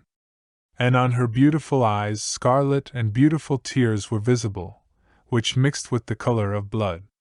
Naruto quickly ran up to his mother and began to examine her. Mom. Who did this to you? Naruto was both furious and desperate. He didn't know what to do. Should I give first aid to my mother? But he doesn't even have bandages with him, or something like that. Find the culprit of this situation? He can't leave Kushina here either. Naruto was overtaken by such a terrible feeling as despair. He didn't know what to do, and for a second he even stopped thinking. Gathering his thoughts together, he picked up his mother in his arms and disappeared into the haze. A moment later he was already in the hospital. The doctors, seeing who was in the guy's arms, they ran to him. The doctors picked up the woman in their arms, they ran to the ward. Naruto was hurriedly kicked out of the hospital and told to come tomorrow. The frost stung Naruto's cheeks, but he walked down the street, trying to get home faster, and treacherous tears poured from his eyes. Minato appeared here. He was walking with kunai in his hands, to the hospital, whispering under his breath, "That was the last straw, today you're going to die, bitch. I've been putting up with you for too long." Naruto heard this. His eyes burned with blood, and only one word jumped in his head: kill him. Kill this bastard, kill him for the family. For your mother. POV Kushina. I am lying in the operating room. There's a veil in front of my eyes, bright light, anesthesia and darkness. Impenetrable darkness, my pulse is getting smaller. Breathing subsides, tears no longer flow from the eyes, limbs become numb, consciousness leaves the woman, spirit, courage, determination disappears. Everything that was bad and good in life, all the memories, flashes before my eyes. But there is only one thing that catches, after which, life has become a real hell, where innocent people and children get into. The day she was stolen. These blueberries are delicious. We'll need to pick up this bush. A man comes up from behind and applies a cloth soaked in something to his face. 5 seconds pass and Kushina's body falls unconscious. Where am I? My first thought was that my hands and feet were tied in my head. The blood stopped passing into crushing areas with a tight rope. It was unknown how long Kushina lay like that. Maybe a day, maybe 2. The neck was chained with a metal collar, and there were spikes on the wall from the outside. It was scary. The basement was cold and damp, and my body was shivering from the cold. It hurt. The dim light made moss, mushrooms, mold, cobwebs, huge spiders, caterpillars, with ice even more frightening. All this was in the basement. Only after a few minutes, Kushina realized that she was completely naked. Then, realizing her position, Kushina saw a staircase and a decrepit door from behind which there was a bright light. Immediately, the door opened and a silhouette appeared. The door closed and a male silhouette approached the woman. It was her father. He only came up to her and slapped her. Kushina just kept silent. Her father was disgusting to her. No one did so many terrible and dirty things. Listen here, if you agree to become a slave to the Hokage, then I'll just bookmark it, and if not, then... Without letting her father finish, Kushina shouted, "I will never become a slave!" After these words, a foot immediately flew over her face and once again only over her stomach. "Don't you dare interrupt me. I know who you are." Kushina's father said. He beat her without stopping. He hit her in the face, arms and legs, knocked out her nails, pulled out her hair, broke bones, raped. A day later, the body was covered in hematomas. The bones were broken. There were open and closed bone fractures sticking out from everywhere. These tortures continued for another 2 days, until the head of the Uzumaki clan came. Kushina did not have a difficult will. She continued to endure, although she coughed up blood, although she wanted to give up everything. But Uzumaki's will could not be broken. The head of the clan pulled Kushina away and pulled her hair into a room where everything was covered with seals. Kushina was thrown into the center. "Edo, sensei," someone shouted from the darkness. Coffins rose from the ground, and all the heads of Uzumaki came out of them. They stood in a circle and began to say something that Kushina couldn't understand. A second later, the Kushina was flooded with light, and the body was burning with violent pain. After a minute it was over. The bookmarks were set up, and from that moment on, she was a slave in Namake's house. The end of memories. Kushina is actually already dead, but remembering this, remembering all the torments, breathing, pulse, emotions, spirit, willpower, determination began to return to the body. Determination reigned in Kushina's soul. "Mommy, will you come back to play?" a little girl begged. It was Kushina's daughter. "I love you, Mommy," Menna spoke while hugging Kushina. "I love you, Mom, and I forgive you." Kissing his mother on the cheek, Naruto spoke. Everything disappeared, but Kushina gained meaning in life. She opened her eyes. Meanwhile, Naruto grabbed Minato by the collar and threw him into an alley. The hood fell off the guy's head. Minato stood up and started screaming. "How dare you, brat! Do you even know who I am?" Naruto did not let Minato finish and punched him in the face. Was this blow strong? The answer was obvious, of course. Minato, from such a strong blow, flew several meters away. "Even if you were the lord of this world, I wouldn't forgive you for what you did." Naruto slammed his knee into Minato's stomach. Blood started coming out of his mouth and he started coughing it up. The creature. "You know you're going to have problems, right?" Minato asked with a nasty smile. It seems he still hoped for his connections in the police and politics. "I'll only have them if you tell the police everything. Or someone else." Therefore, Naruto took out a kunai and with one sharp movement cut off Minato's tongue. "Don't be afraid, I didn't cut off your tongue completely. With the help of doctors, you will be able to cure him, but you will have to suffer a lot and walk without your beloved tongue." Naruto finally hit Minato in the stomach, from which he spat blood and passed out. After the beating, Naruto was covered in blood, went home, where the girls were already waiting for him. After a couple of minutes he was already on the doorstep. Immediately someone pulled his ego into the interior. Having got into the house, Naruto saw nothing because there was no light. Naruto just stood there and did nothing. "How is the light here?" He turned on and all the girls stood in front of him. Each of them was wearing cat ears and paws. They were wearing white short skirts with a pink stripe at the end and tops with the same coloring. Kurama's flashback after the last dishes were all ready. As she headed to Kurama's room, when everyone was in place, a table and chairs moved in from under the floor. Everyone sat down and the sitting began, because how to tease Naruto's birthday.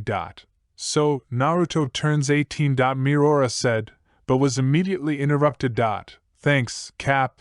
Okay, well, everything is quiet," Kurama shouted at everyone.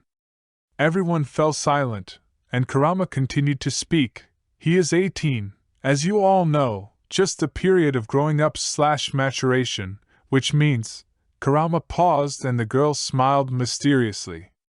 Everyone understood only when they saw Kurama's smile. Everyone continued to smile and only Minora looked at this absurdity and began to distort the rebirth, although in her heart she wanted to participate in this flash mob.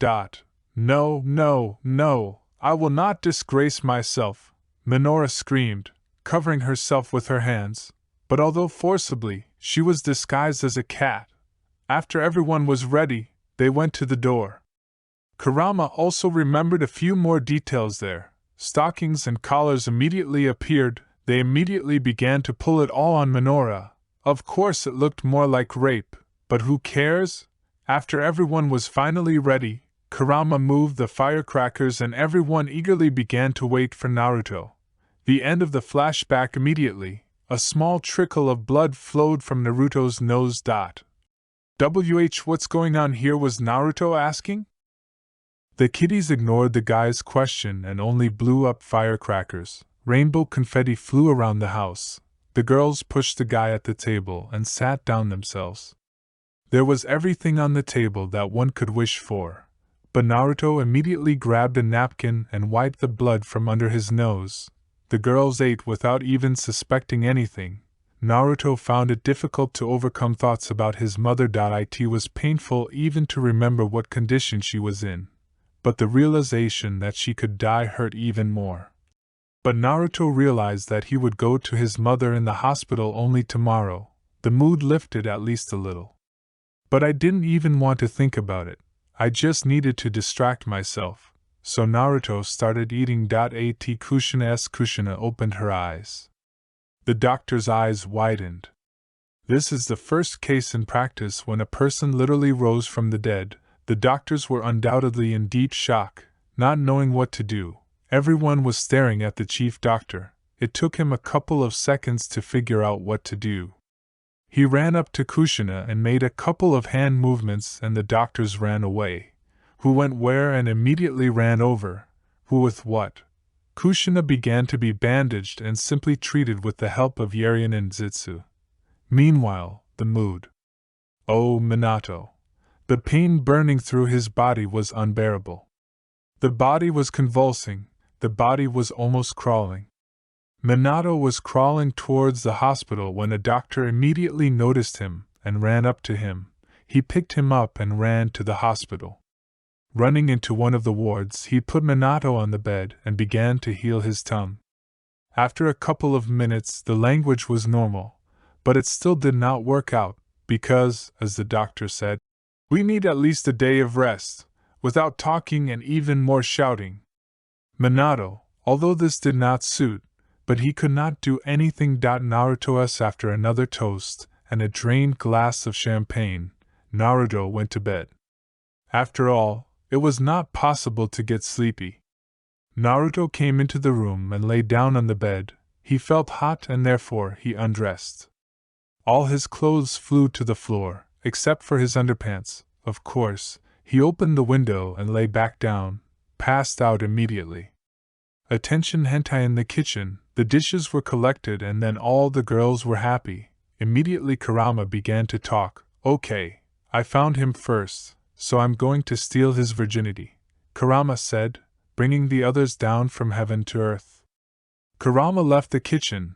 First she went to her room, where she changed into lace underwear.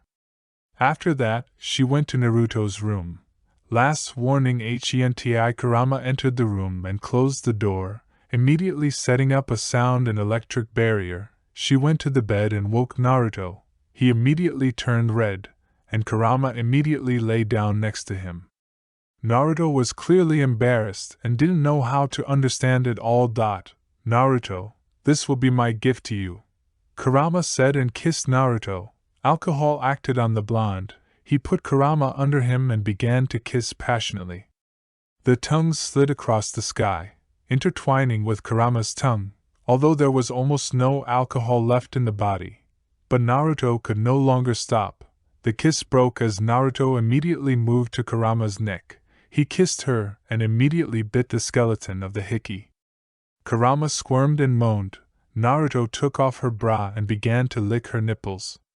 Sometimes, biting, Kurama moaned incessantly. Apparently unable to stand it anymore, Kurama stood up and kissed Naruto, spreading her legs and extending protection to Naruto.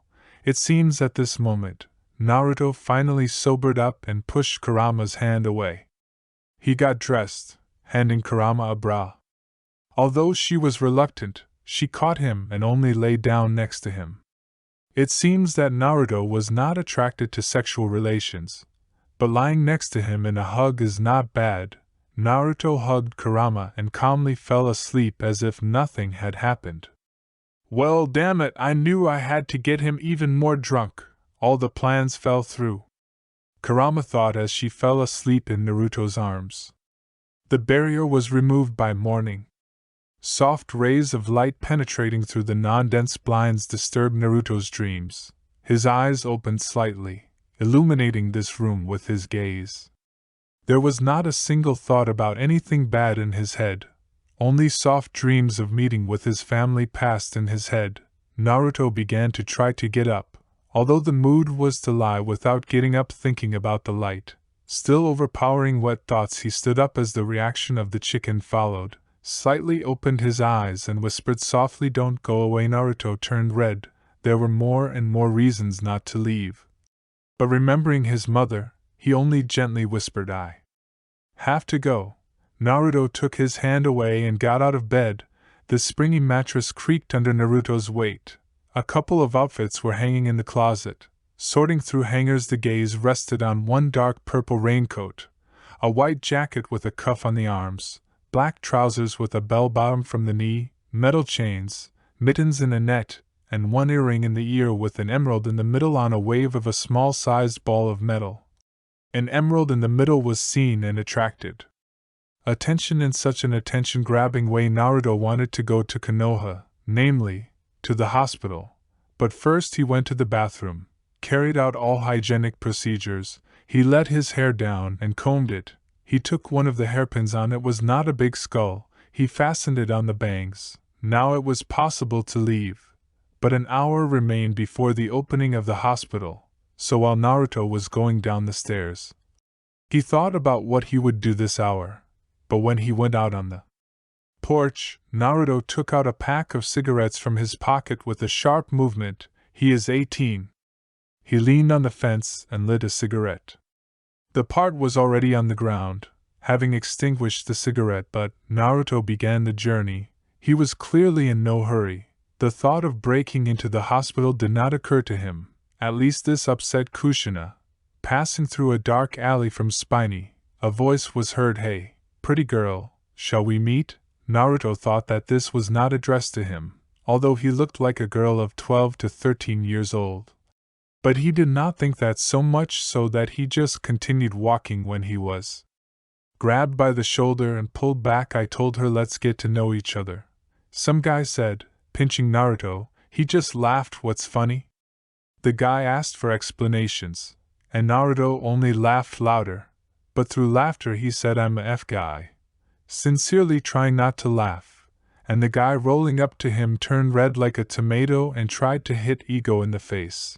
As Naruto intercepted Ego's fist and counter-attacked, and after the attack he immediately passed out, and Naruto continued to walk. Only weaklings, Naruto thought. On the way to the hospital, Naruto saw the opening in a few minutes, and so he used Shunshin. Had to wait a little longer as the hospital opened. There were no people yet, so he did not have to stand in queues. Approaching the reception desk, he knocked on the window. It opened. "A little good afternoon, girl. Who are you visiting?" A 20-year-old boy at the counter asked. "I'm going to check on my mother, and yes, I'm a guy." The doctor was embarrassed and only lowered his head to get the documents when he realized that he did not know the name of the one he was counting. "I'm sorry, but who are you looking for?" "Talking." The doctor asked. "Kushina Uzumaki Namikaze," Naruto said, turning red in the face. The doctor also tensed up. The doctor visibly tensed. He looked at Naruto seriously. "Oh, excuse me for asking, but who are you to her?" the doctor asked, climbing under the counter for a report and data on Kushin. "Oh, I am her kind of dead son, but I'm still alive," Naruto said, and the doctor was stunned. The lost son came to his mother, although it was hard to believe in this story, but the doctor decided to check on the boy. It's hard to believe, but okay, Pranish, go to room 103. Your mother is there. She has already more or less recovered, so you can take her home," the doctor said, handing the key from the room to the blonde man. "You'll only return the key," the doctor said, watching Naruto running down the corridor. So, after a couple of minutes, Naruto was near the ward. He went into it and saw his mother. She was in a cast. Her left arm, right leg, neck and everything was in a cast. There were bruises and bruises all over her body. It was painful even to look at her. The bed was stained with blood and it was no longer known whether it was Kushini's blood or not. Naruto was afraid to wake his mother, but he went up to her. The blonde man sat down next to her on a chair carefully placed by doctors for visitors. Naruto wanted to cry looking at his mother. He lay down on her stomach. When Kushina opened her eyes and looked at Naruto, Kushina said softly, smiling and running her gaze over her son. Naruto quickly stood up and hugged his mother, letting out a stingy tear. "Mom. Mommy, I miss you so much. Please don't leave me anymore," Naruto repeated. He pulled away from his mother. She was smiling. "Son, I missed you too and I promise that I won't leave you anymore. But now," Kushina punctured the dramatic pause and continued, "tell me how you lived while I was not with you." Naruto told her about how he lived, how he was beaten, how he studied, etc. Well, in principle, since childhood. That is, everything before the academy, Naruto said, smiling. "Oh, do you have a sweetheart? Oh, are you a chunin already? Oh, in A and B. Will you help?" I bombarded Kushin's son with questions. "Oh, well, how to say it? Well," Naruto mumbled, as he immediately hit his head. "Oh, well, okay, I have a harem," Naruto shouted, thinking that he would be devoured right now, "so that I could introduce you to everything. Did you understand?" "Yes, Mom understood. So I served in the umbu, and I was a chun, plunging into memories about the exam on Naruto Chunin. Flashback. Naruto entered the office where the first stage should take place, the written exam for Chunin. The office was practically no different from the usual classrooms at the academy, where he studied as a child. Only here, next to the window, there were several observers sitting on chairs, and their main goal, to watch the exam so that no one cheats. In the end, everything should be fair and without flaws. The rest of the participants were already gathered in the office. Only one Naruto came later than everyone else. Lucky for you, Naruto Uzumaki.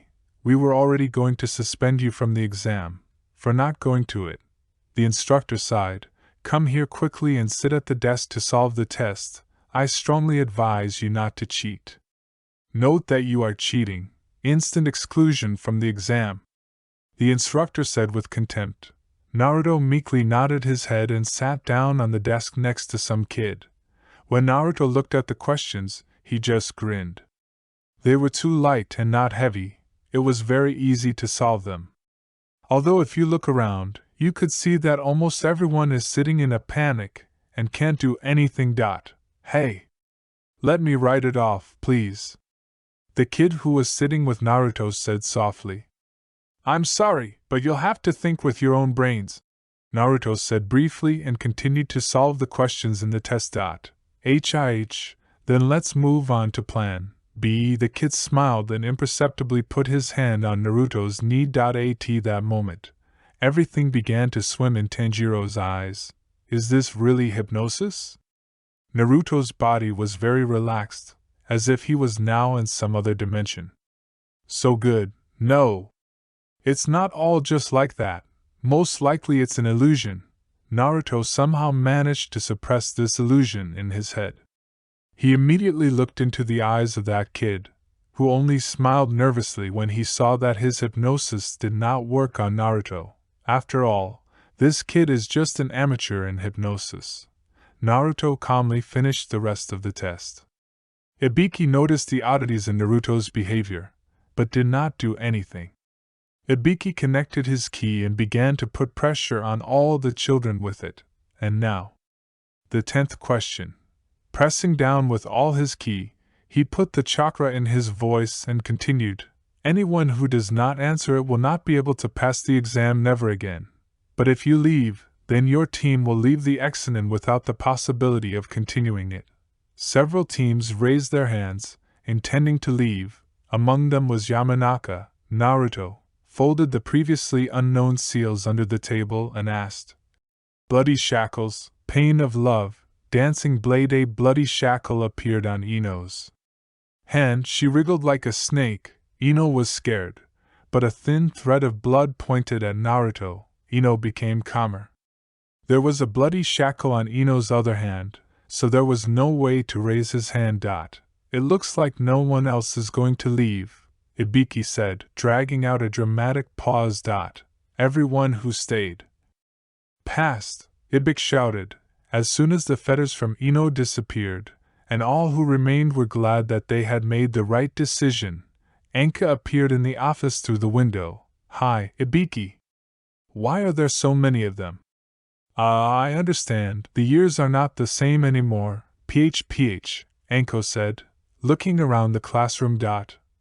Well, losers, tomorrow at 5 in the morning, near an abandoned field. That's where stage 2 will begin. At the second stage. That's all. They've been waiting for the examiner for an hour. Naruto, in turn, just lay on a tree. Anka soon appeared. A minute after the most boring explanations of what would happen at this stage, Naruto jumped off the tree and stood near his team, and Anka was outraged that someone dared to be late at her stage. Therefore, she threw kunai so that he would cut Naruto's cheek, seeing that kunai was flying at him. Folded not how many seals, and kunai was surrounded by a small wall of mud. Although Anka's pride was shaken, but she opened the gate and gave out scrolls. All the teams took turns entering the polygon territory. Meanwhile, Naruto and his team received a scroll of earth and advanced to the stage. There was a dense forest in front of them because of its spreading branches. Almost nothing was visible. Despite this, the team moved forward. After an hour of wandering, Naruto, Ino and Menma walked for a long time, until they met more than one team on the bonds, as here it is, a miracle. It happened in front of them. Hatsuko's team appeared. Naruto did not hesitate to say, folding the seals. A bloody clone, Naruto said while making a cut on his arm. A clone formed from the drops of blood and ran towards Hatsuki's team. He intercepted Sasuke, and the original used another bloody technique. Cow shackles. Pain. Hatsuko was bound by shackles. They broke out of the ground and tied Hatsuko. Spikes came out of the shackles. They were both outside and inside. The spikes on the inside bit into Hatsuko's skin. She screamed, writhing, trying to get away from the shackles, but did not come out. She only hurt herself more, and Menma cried, and no, it was not because of weakness, it was because, you will find out in the filer. Naruto learned the story of Menmi and his sister, although it touched Ino, but it was difficult to compare Naruto's hard story, so he was not surprised, but only made more spikes. Hatsuko screamed even louder, and Menma tried to counterattack Naruto, but he was intercepted by a huge gold-bloody tentacle. It pinned Menma to a tree, and Naruto only grimaced. It all took a lot of chakra, but Kurama helped a little with this. Because of this, Naruto's pupils became vertical, but the color did not change. Naruto came out to Hatsuko and smiled, and Hatsuko grimaced and screamed, "Let go of your brother. I'll give you this scroll, Naruto," although he wanted to see her suffering, and kill Menma. But he was his teammate, so he just took the scroll, bred a clone, created another one so that he collected the chakra and slept. Then he created an earth globe from Nutria Prepek, made some furniture and a lamp from fire with his fire. He put his team there, because he assumed that they would still have time to quarrel with Menma over Hatsuko, so it's better to heal him at least until they reach the tower. After a couple of minutes, Naruto was already in the tower. He scattered the clone, removed the ball in which Ino and Menma were sitting. He did not open the scrolls without asking them. Kakashi and Iruka stopped in front of him. They upset them that, although they did not break the record, they managed in an hour 3 minutes and the record was an hour 2 minutes. Naruto was not terminated, he just went into the room and fell asleep. Narration on behalf of Menmi. Bitch, I'm a fucking moron if I dared to leave Hatsuko herself without a chakra. Fuck, I'm a dumb fucker. Cursing myself, I ran after Hatsuko and, opening the doors, realized that I was on time.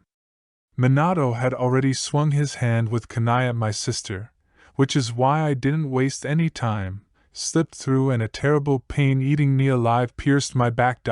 Fuck, I screamed sharply, and then fell to the floor, not wanting to stain Hatsuko's bed with my blood, which was slowly flowing down my torn back. Even though the pain was so terrible that the stars sparkled in front of my eyes, I still behaved extremely calmly. It wasn't the first time I had felt this way. Clenching my jaw, I pulled out an extremely heavy kunai with a light movement of my hand and motioned for Minato to follow me. Somehow getting up, I felt a slight dizziness that made me shudder. My legs were weak, I could barely move, but I couldn't stay. He leaned his shoulder against the wall, which was probably the only way to move at the moment. Menma, why? Why are you climbing again? Minato asked me irritably. He looked at me with undisguised horror and tried to understand why I did exactly that. But I just grinned and hurried to answer him in the same manner. Father, we discussed this. And more than once, I spoke.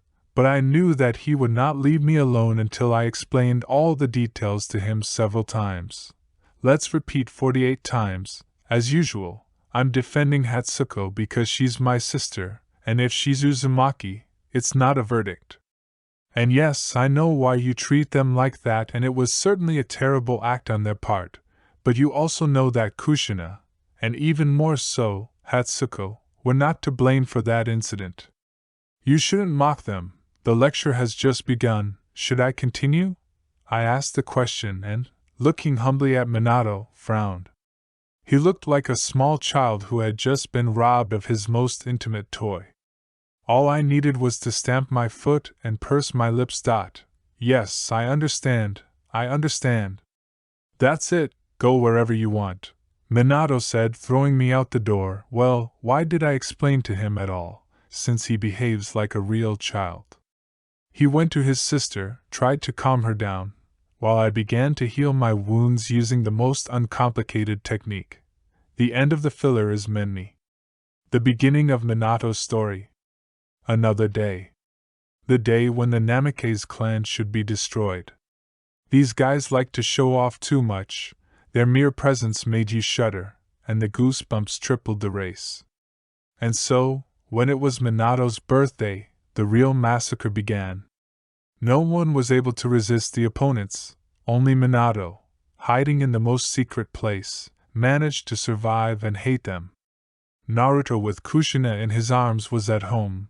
The girls did not suspect anything, so they went to rest at home. There was not a big mess. There was no food in the refrigerator. As soon as Kushina saw it, 9 strands rose and she began to yell, "Son, who did you assemble a harem from?" Kushina screamed, fearing that there was no eternal order here, no matter what she went through. But for her son the best thing was that girls began to come out of all corners, which was strange. Yamanaka was with them like another bachelorette party. Kurama was the first to come out. It was scary, but what to do? She was in charge here. She approached Kushina and began a dialogue. Good afternoon, Kushina-sama. I am Kurama, in charge of Naruto's harem. I tried to put myself in front of my beloved's mother as formally and politely as possible, but Kushina didn't even want to listen, so we'll do the general cleaning later. And now they'll take me to the room and we'll talk more there, Kushina said, taking hold of the wall coveting Kurama. The fox came up and took Habanera's hand, so they went to the second floor. There Kurama led to the third, which they had recently attached because Naruto planned children and wanted to take his mother to himself, so everything was ready. Kurama and Kushina went into the room. There was a large TV on the wall, soft green wallpaper, white ceiling, warm lighting, large soft bed, exit to the balcony and entrance to the bathroom. Kushina was in shock but skillfully hid it. She led Kurama to herself, sat down on the bed, and Kurama brought herself a stool, sat down, and looked piercingly into Kushina's eyes. So girls, let's have Naruto's mother Kushina come to us, so do the cleaning. And I'll distract her. I handed the chicken to the girls and without having time to come to my senses, I began to say, Kushina, so dear, listen carefully. I'm in charge here. I'm the Eagle Mother and I'll set a schedule. Let's say, general cleaning every week on Wednesday. So well, dinner, and that's all we'll discuss later. And now answer, have you already had your first experience? Kurama fell out of the world from Kushina's question and blushed. She understood everything else and did not mind. But this question caught her in a mess. Well, how can I say that? Let's say, I tried to approach him on his birthday. We all dressed up as kitties and even got him drunk. I went to him undressed, lay down, we cuddled there, and then he just hugged me and fell asleep. I was already thinking. Kurama ended her prank on such a sad note. Kushina also darkened her face and hugged Kurama, and began to whisper to her, and I want grandchildren. Kushina was whining, pulling away from Kurama, who only looked at her with a look like, Mother, I also want a child. Well, what if he doesn't want to? Kushina also glared understandingly and continued the conversation. So well, you go and I'll lie down here.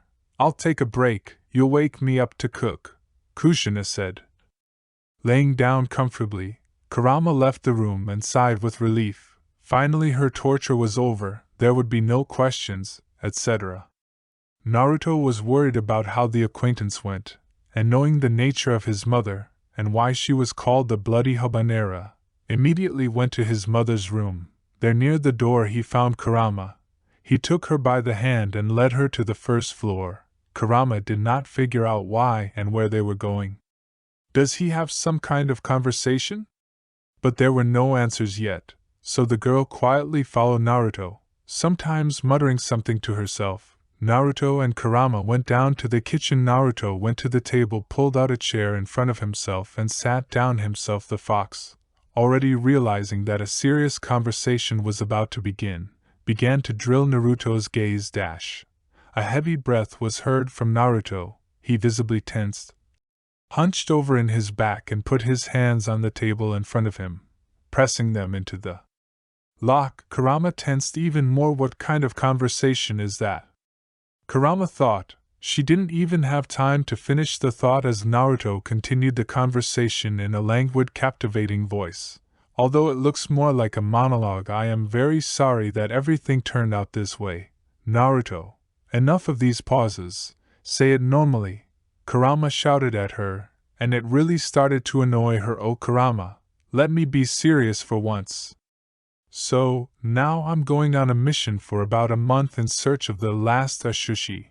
Naruto was talking, explaining who he was following, clearly ridiculing Totoro's ego. Kurama let out a small quiet laugh. Naruto continued this monologue. Now we need to get ready and somehow explain to everyone where and how far I went. Naruto said, holding his head. Damn, I thought it was something serious.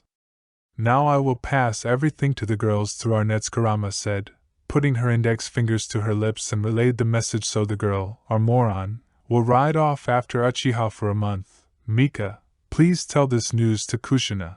Just be careful, otherwise she's angry. It's easy. She handed Kurama over to the Mintaka and moved to collect bento for Naruto from Miki. What am I doing? Mika was quietly indignant. But what should I do? It's right to go and report. Mika quickly went up to the third floor and ran into the room to Kushina, which is strange. Kabener was no longer asleep. The eldest approached Mika and, with obvious surprise, started a dialogue. So you already know me, don't you? Mika, probably. In general, why did she come? What did she want? Kushina spoke fervently, as if tying Mika's gaze. Oh, I'm me. And yes, I'm Mika, and I wanted to say that Naruto will go after Uchiha for a month, Mika blurted out and slowly retreated to the door. Uzumaki just laughed at that and went to Naruto in the kitchen to have a serious conversation with him. Kushina went down with a serious, languid, cold gaze fixed on Naruto, who only shuddered and went to his mother. Mom, is something wrong? Uzumaki asked cautiously. Kabener only giggled maniacally. A smile appeared on his face. But complete with this look, it looked really creepy. Yes, a son happened. You happened, but now tell me. When will the grandchildren be here? You even rejected Kurama. And now you're going on a mission. Kushina was talking, whose slowly had 9 strands rising. Naruto began to turn white with fear. Yes, this is the ego of the mother, and she will not harm the emu. She is clearly not Minato. She will not beat to the floor of death. But getting a frying pan on the head is not exactly pleasant, and if you consider that she is conducting the chakra, then it becomes even scarier. Kushina nervously crumpled fingers, and it seems that if after a few seconds there is no answer, she will kill someone. Naruto began to stammer. Mom, come on, the mission is only for a month. You won't have time to blink as I'll be back. Belovelessly spoke with enthusiasm. He got up from his seat and continued to speak, but more quietly and a little more nervously. Grandchildren. Well, there will be grandchildren, but not now. I am not ready yet. I have not figured out everything that is happening now. I have not even developed a drop of my strength. I am still a child, despite the fact that I have experienced and spent a lot of time in the world of conscription. I am not ready for everything that is happening, especially now in Konoha has a lack of chunin's and the principle of shinobi because of this. I will often continue what a healthy family life with all this. Kushina, after listening to all this tirade, simply yawned, went up to him and hugged him. Well, God be with you, but remember these excuses of yours won't work again. Naruto nodded silently and pulled away from his mother. In a few days, Mika and Minora were collecting everything they needed for their beloved miner. She tried very hard to hide a teleport seal somewhere in her backpack so that in a critical situation she could be next to Naruto. But these attempts were blocked by a sitting Kushina. After a few hours everything was ready, and Naruto was already standing all in backpacks. Finally a crowd formed near him. 9. The man is not Hirimuri. Each of the girls kissed Naruto and Mika asked permission to put seals on Naruto, and if that's what she did, the whole harem would come to him through her. In an hour. With grief for the sexes, Naruto was released. Naruto came out on the threshold of the house, although he was warmly dressed, but this did not stop the cold. The cold made his mind sober up and move away from the ideal mood and drive into confusion, shifted everything to the seals that were located on his neck. A bright yellow light made Naruto squint even though it was 1 o'clock in the afternoon. But it was dark outside. Besides, the weather was not favorable. Humidity was high. Clouds covered the sun tightly.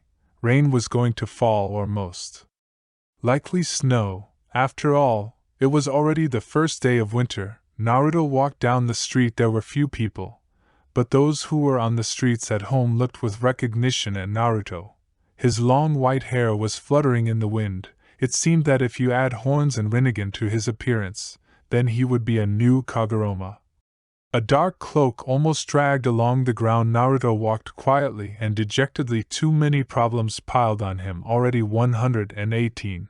But he was still such a child, or simply did not understand what he was doing with his life. His power overshadowed his mind. It seemed that he had achieved perfection, but this was not the case. He had a huge lack of chakra and was constantly losing consciousness. Everything finally got better and Naruto began to forget about all these problems in the circle of his mother and his girls. While Naruto did not notice how he came to the gate, Menma stood aside and Ino immediately ran to hug the guy in the raincoat. "Hello to you, Ino. And why is Menma on the sidelines?" Gently, without a partial chill in her voice and a warm smile on her face. It seemed from such kindness and light on the part of Naruto that the clouds would break in such weather. Ino just shrugged her shoulders and went to Kakashi. Sensei, in turn, began a tirade, beckoning his teammates with a gesture.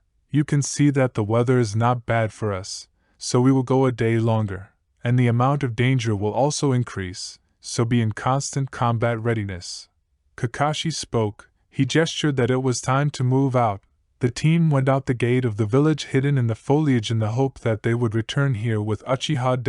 An hour later, the rain began to drum on the foliage of the trees, and Menma fell from the tree. Naruto stopped and jumped down, quickly picking him up in his arms. He ran even faster than before. After a few minutes he caught up and even slightly overtook his team. But it seems incomprehensibility, and the enemies did not want to stop Naruto and Ego team. The opponent came out of the tree. A helpless raven with a clipped wing. Ino stopped to pick up a bird. Kakashi noticed something was wrong and ran to the girl. But it was too late. The bird turned into a man. His coat was swarthy. His hair was black and his eyes were brown. From behind he took out a sword, and a fireball flew out of his hand that hit straight into Yamanaka. That did not expect such a setup from a bird. The girl immediately turned off. Menma fell from Naruto's hands and he rushed to the enemy. He quickly ran behind him. A seal lit up on his neck and a decapitator appeared in his hands, and he played his role by killing the enemy, immediately evaporating from his hands the guy. Naruto took a deep breath and went to Yamanaka with a quick step when suddenly the enemy's head grew attached to the body and the man stood up and a strange white chakra appeared in his hands in the sphere of which the unknown imprisoned everyone except Naruto. Without further ado, Naruto took 2 daggers from the seals. In turn, the opponent took out a kunai from his bosom and ran at Naruto. He crouched down, slipping through the legs of the opponent, and quickly stuck the first dagger into his back between the vertebrae to the gap. Our main character studied anatomy. This was part of the Shinigami training course. The dagger was stuck exactly between the vertebrae C5 and C6. His brain should have refused, but to make sure, Naruto injected a small part of his thug chakra into her, and was not going to fall to die or something. Like that, he just ran at Naruto as if nothing had happened. Naruto just flinched but ran on, mentally contacting Kurama. Kurama, please go through or send one of the girls through the seal. There is a strong opponent here and he seems to be immortal. After Naruto handed this to Kurama, Kia and Kim immediately got out of print. They shielded Naruto with 2 huge swords. Each of the girls held a sword. Kim held a large white sword with a pattern and a beautiful inscription in a language never seen before, Starlight God. The sword was white and exuded white light, and Kia held black as soot. The sword on which Darkness Space Devil was written in yellow. Kia and Kim moved synchronously. They clasped their hands in a strange gesture and streams of mana burst out of their swords. They surrounded the enemy. They sharply screamed. His opponent was suffocating and his body was deformed, and after a few seconds it disappeared in a dark red haze. The girls' swords were gone and Kia just yawned. It looks like she was counting on a lot. It was easy, Naruto. Don't call us for nothing. And if you don't have enough strength, then Kim will teach you everything. Kia spoke, quickly disappearing into the golden smoke. The seal also lit up and the twins disappeared. All the prisoners of the white prison from the chakra were released, and Naruto had a hard time breathing. The chakra ended. Although he poured a little chakra into the kunai, but the call of 2 people is worth a lot. Naruto lost consciousness.